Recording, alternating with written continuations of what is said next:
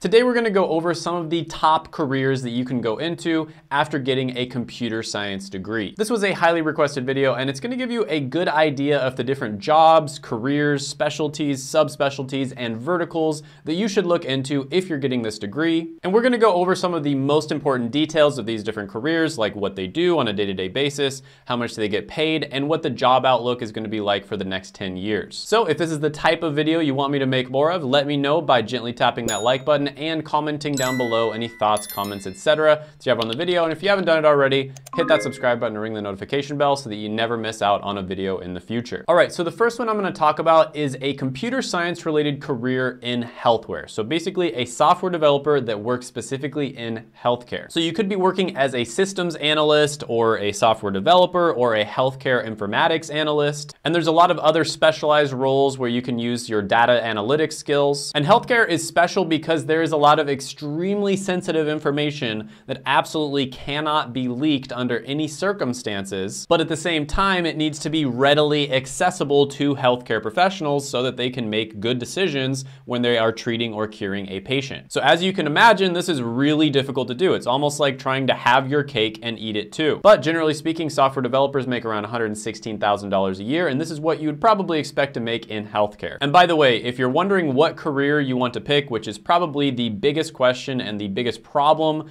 that I get from viewers on this channel, check out my 6-step guide down below. It's the 6 steps to choosing your dream career. This is basically my entire philosophy on choosing your career boiled down into 6 easy steps. You can check it out down in the description below. You'll get it completely free. And additionally, you will also get access to a newsletter where I share other exclusive content. Number 2 on the list is one that I mentioned with number 1, but I think I wanted to expand on it because it's slightly different, and that is going to be a healthcare informatics analyst. This is basically someone who helps to design the systems where you record, organize, store, secure, and access data. Now, there are a lot of different subspecialties within this because there are subspecialties within healthcare. So for instance, you have nursing informatics analysts, you have clinical informatics analysts, and you have health informatics analysts. Now, this does tend to be a little bit more on the data science side of things rather than the software development side. But with this career, you can expect to make around $107,000 a year. Next one on the list I'm going to be talking about is government-related computer science careers. So there is a ton of opportunity available for those who want to work in the government. And one thing you could do is become a FBI computer scientist. And the FBI actively recruits computer scientists, and they even have a program that they post on their website, and I'll have that pop up on the screen. Now, government jobs have a reputation for having incredibly good benefits, and they also have a reputation for being relatively easy compared to jobs in the private sector. Not always true, but generally speaking, that does tend to be the case. And computer scientists in general can expect to make around $119,000 per year. Number 4 on the list is going to be a cybersecurity analyst. And this one has a ton of demand. It's kind of a combination of computer science and IT, but it sounds like exactly what it is. You're basically protecting against internet-related threats. And this is a super, super hot skill set because there's been many scandals out there where companies have gotten broken into and data has been stolen. And because of this, the companies have had massive lawsuits and they've also lost a ton of profit. Now, as a cybersecurity analyst, you can expect to make about $97,000 per year. Next one on the list is going to be a data scientist. Now, a data scientist is responsible for collecting, analyzing, interpreting, and communicating results that they find from extremely large amounts of data. Now, so far, all the ones that I've mentioned on this list, typically you can get into with a bachelor's degree, sometimes even less than that. With data scientists, it's actually typical for them to have a master's degree, and then sometimes you can get into it with just a bachelor's. But data scientists can expect to make about $121,000 per year. Now, in the next few that I'm going to go over, I'm going to be diving into some different specialties. And the truth is, software development as a profession is still incredibly young. Software developers, software engineers have not been around all that long. And you see in other professions that are much more matured, like lawyer or doctor, specialties tend to emerge. And some specialties end up getting paid much more than others. And usually specialists tend to do much better than generalists. For instance, somebody who is a brain surgeon, which is a specialty, is going to make a lot more money than just your ordinary family doctor. And anesthesiologists, for instance, get paid more, they work less, they have much better work-life balance, and they have a lot more options and flexibility than a general practitioner. And as computer science, as software development, software software engineering matures, I think this is going to happen as well with different specialties. And one of the specialties I'm really excited about is going to be DevOps engineering. Now, this is another one where it's a little bit of a combination of software development as well as information technology. And basically what DevOps engineers do, the value that they provide to a company, is they get products to market faster. So usually what happens when you have a new product, let's say you're launching a new phone, for instance, like you work for Apple and you're launching a new phone,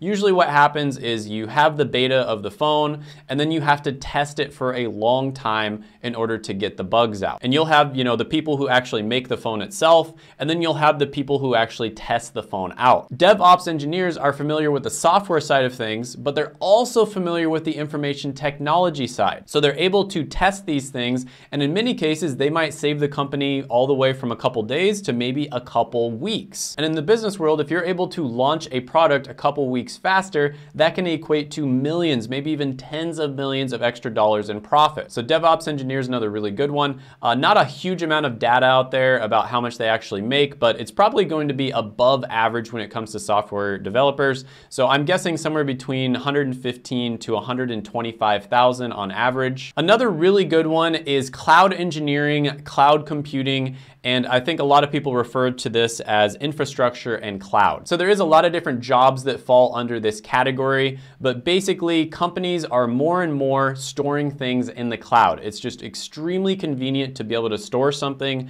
in a place where anyone can access it, anyone who's supposed to access it can access it easily. I know that I used to store all of my data on hard drives, and now I store almost everything in the cloud. So it's just super easy, super convenient, not only for individuals, but also for organizations and companies. Now, this is a specialty where the software developers and software engineers do tend to be a bit more experienced. And this is one that I kind of see as a dark horse candidate. It's pretty good right now, but it could be even better in the future. And if you work in infrastructure and cloud, you can expect to make around $116,000 a year. Next one on the list is going to be a site reliability engineer. And they focus on reliability, scalability, and performance. And this is kind of a combination of operations manager and software developer, because you're basically just making sure that the infrastructure of the software or technology is going to be able to scale as you build the company, and you're also making sure that it runs really well on a day-to-day basis. And site reliability engineers make about $108,000 a year. And this is one where you do see site reliability engineers making pretty good money, even though a lot of them don't have a lot of experience. And you can kind of see that it's an outlier in this graph right here. Next one on the list is going to be a machine learning and data science engineer. Now, this is one of the smallest specialties, and it's also likely one of the most in demand as well. So if you look at this supply and demand graph, you'll see that there is one huge outlier, and that is the machine learning and data science engineers. They are in high demand and low supply. And if you look at this graph, you'll also see that they are a bit of an outlier as well. They tend to make pretty good money, even though they don't have as many years of experience as some of the other specialties. Now, it is kind of hard to say what the salary is here because it is kind of a rare specialty and there's a lot of subspecialties and a lot of nuance depending on the company you work with, etc.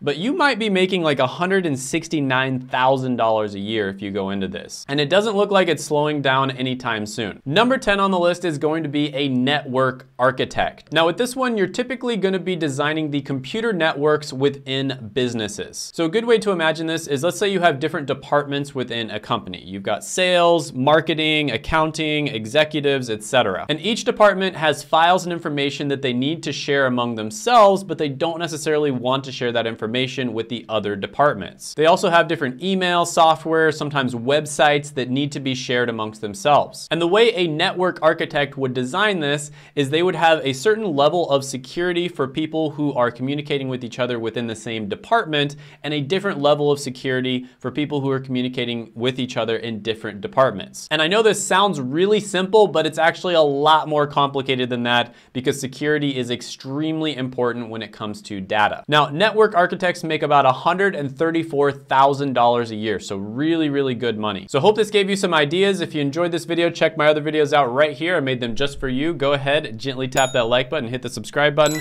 ring the notification bell, and comment down below any thoughts, comments, criticisms, etc. you have on the video, and I will see you next time.